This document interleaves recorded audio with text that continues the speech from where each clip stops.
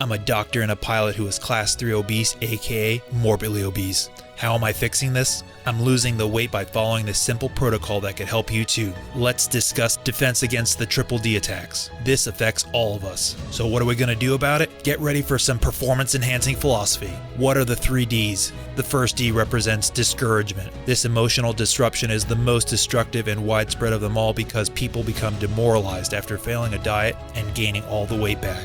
The second D is distraction, and let's face it, our modern culture is designed for maximum distraction as everyone battles for our attention and alters our focus. The third D is deception, which is very dangerous because people are being lied to.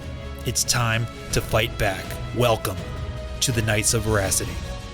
My wife and daughter are counting on me as I embark on this journey to lose 100 pounds to return to a healthy weight. The mission is to restore great health for everyone. Once we understand how to navigate this adventure, the journey becomes far easier and hope is restored. We will discuss solutions in future videos, so stay tuned for another episode. You are stronger than you realize. You are not alone.